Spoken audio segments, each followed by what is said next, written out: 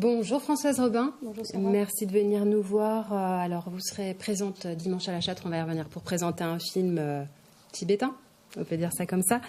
Mais avant tout, je voudrais que vous vous présentiez à nous parce que vous avez des spécialités. Vous êtes enseignant-chercheur, c'est bien ça ? C'est ça, c'est voilà. ça. J'enseigne à la fac, à l'université, à Paris. Dans une spécialité bien précise.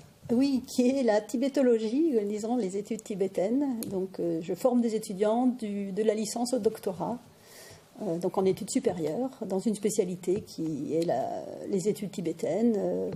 Mais il y a des gens qui font du japonais, des gens qui font du wolof. Dans mon université qui s'appelle l'INALCO, les langues orientales, les langues zo, on enseigne une centaine de langues. D'accord, vous êtes aussi spécialisée dans la littérature et le cinéma tibétain contemporain, c'est ça ? C'est ça.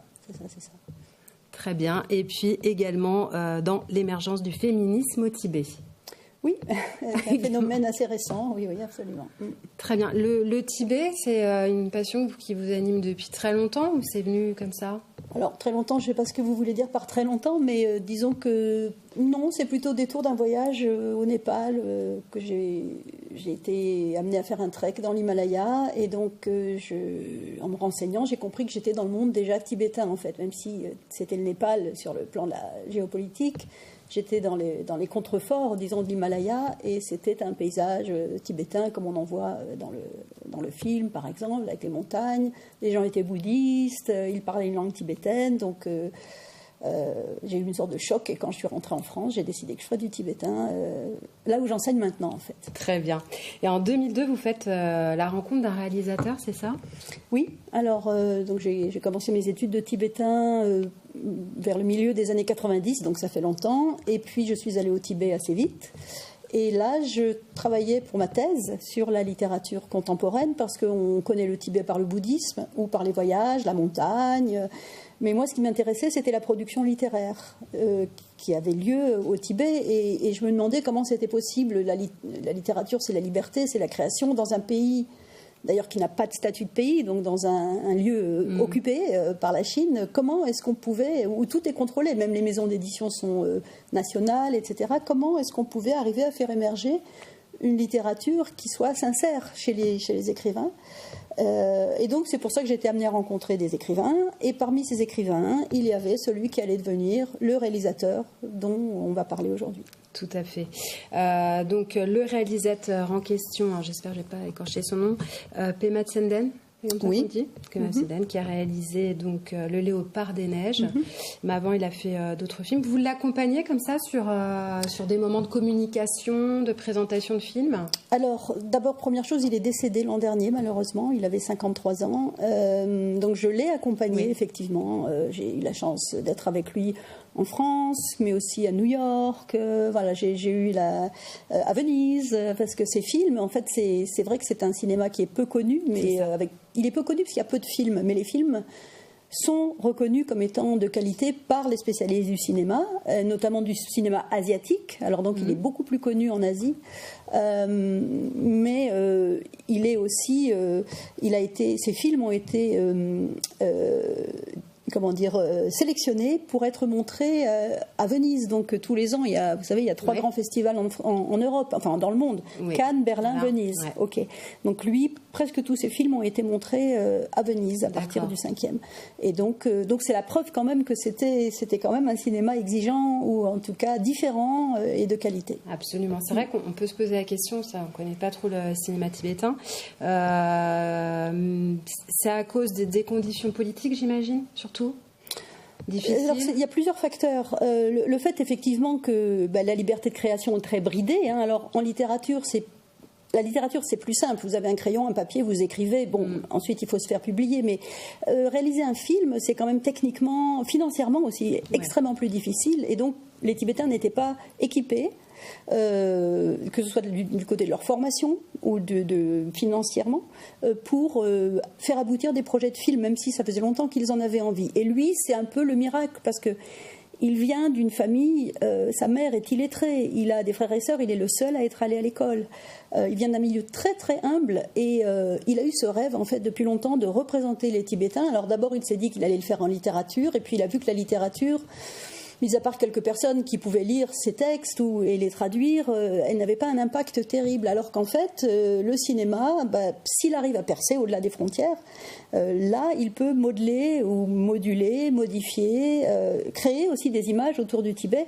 Et en fait, lui, sa quête pendant toute sa courte, en fait, il a fait des films seulement à partir de 20 ans jusqu'à 50 ans. Donc il a fait malgré tout 9 films en 20 ans, ce qui est beaucoup, avec quelqu'un il fallait tout inventer, et des films qui ont été bien reçus en plus. C'était vraiment de se réapproprier la représentation du Tibet, parce qu'en fait, nous on ne le sait pas, mais en Chine, donc la République populaire de Chine, peut-être qu'il faut replacer aussi, alors selon elle, selon les dirigeants de la République populaire de Chine, elle est chez elle dans le monde tibétain, mais pour les Tibétains, c'est une occupation.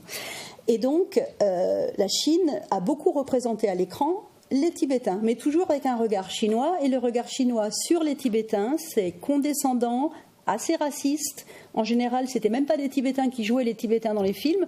On ne les entendait pas parler tibétains.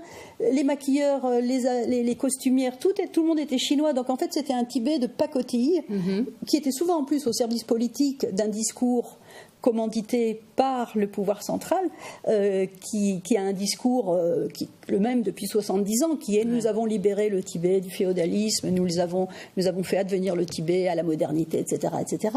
Et donc les Tibétains se sentaient prisonniers d'une image qui ne leur représentait pas. Et puis ensuite, il y a eu cette mode dans les années 90 de représenter le Tibet à Hollywood.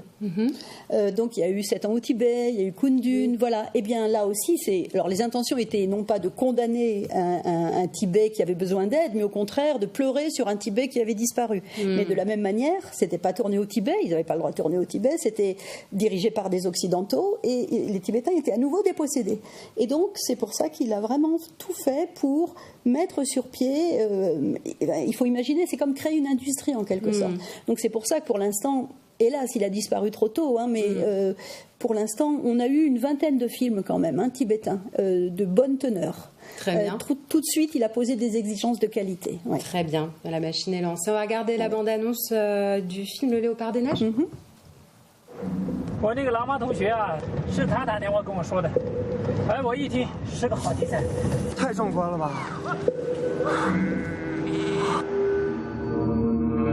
这们这三个个年代怎么来呢？娘啊，对，当你那个阿克萨在头上那里呀。啊，对，你这干等到你个，你那个他们在那看着演了那不可能。 这中俺绝就在那个那个地方，满叫他都满都动那个呢。是只小雪豹。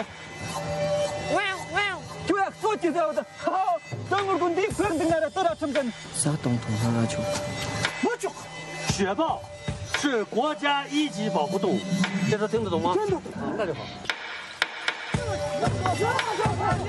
咱们这人给啥子人？啥子？跟着前天的样子是真的。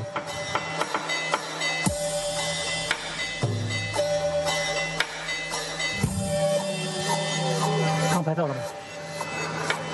刚才情况太紧急了，我都忘记拍了。